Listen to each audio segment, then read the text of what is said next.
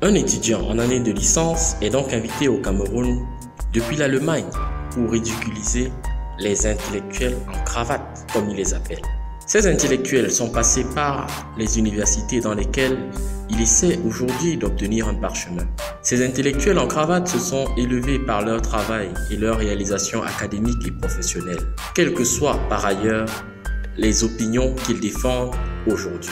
Tout se passe comme s'il n'y a qu'un seul professeur à Yaoundé, un seul avocat, le même, et en face de lui, un seul chômeur sans CV, Cabral Libi. Soutenu par une armée de comptes Facebook démultipliés, des identités constamment dupliquées, c'est-à-dire qui affichent 10 amis, des comptes donc créés ad hoc il y a 6 mois avec des noms improbables, ceux du MRC, nous explique que le chômeur candidat est issu de l'université de Yaoundé, un pur produit donc de notre système et en conséquence un antidote possible à ce système est un vendu, un vaurien. On couvre d'opprobre un candidat venu dans la paix du Christ, qu'il cite souvent. On le diffame pour faire briller un autre qui fait 2 fois son âge. Un autre, le même, qui a été traîné en justice par ses collègues pour des affaires peu glorieuses. Un autre, le même, ayant par ailleurs bénéficié sans cause réelle et sérieuse des milliards du contribuable camerounais. Le candidat Libi réussit à mobiliser des milliers de ses concitoyens.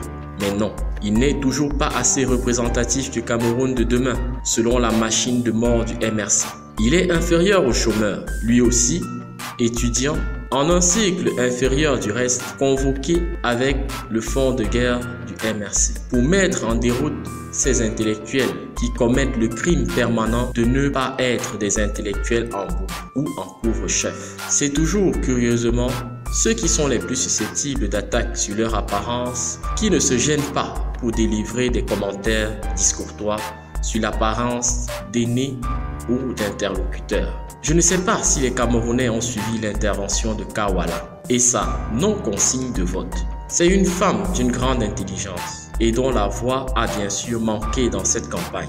Elle est la preuve que tout ce que les Camerounais voient n'est pas tout ce qui devrait être vu. Que cette secte qui mousse comme homo, la bulle MRC, va bien sûr éclater.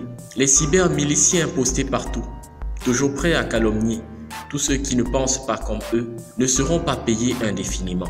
La fontaine à sous finira par tarir et les consciences achetées deviendront si arides qu'elles iront se vendre pour bien moins qu'un pain sardine. Il y a par chance un candidat, M. Ndifor, spécialisé dans la redirection des âmes errantes qui pourra les aider. Cette jeunesse marginale et dévoyée sera la grande perdante de ces élections. L'axe républicain dans cette campagne présidentielle est incarné par aussi Matomba Libi. Ils ont commis des erreurs, mais ont tous eu une excellente tenue, étant donné le contexte d'un baptême de feu et dans un pays vraiment en feu. Je pense que le bâtonnier Akeremouna est un homme bon en privé, mais il s'est fourvoyé à plusieurs reprises dans ses dénonciations du Cameroun à l'étranger et ses postures sur la corruption qu'Amnesty devrait soigner ou le génocide que l'Union européenne devrait arrêter. Il n'est pas, de plus, une alternative honnête au système RDPC avec lequel il a fait corps. Lui, sa sœur, son frère, ses illustres parents, ce qui n'est pas une calamité, mais un prestige et une raison de donner aux Camerounais vacances. Juste le temps d'un interrègne, vacances de lui-même, de la dynastie des enfants de, ce que veut dire fort à propos son nom, Mouna.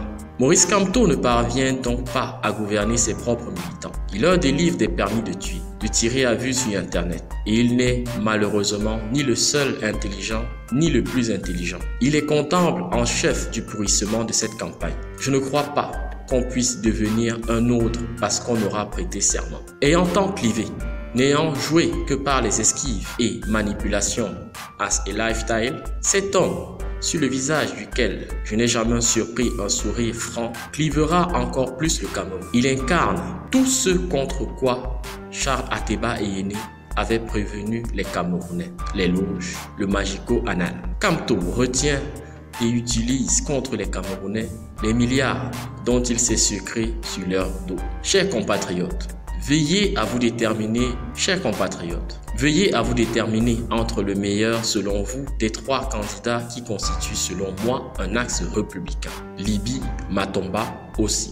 Paul Biya gagnera encore, certes, mais la victoire de la paix serait de n'avoir pas un semeur de discorde en seconde position. Ce dimanche 7 octobre, choisissons bien notre second, car c'est tout l'enjeu de cette présidentielle.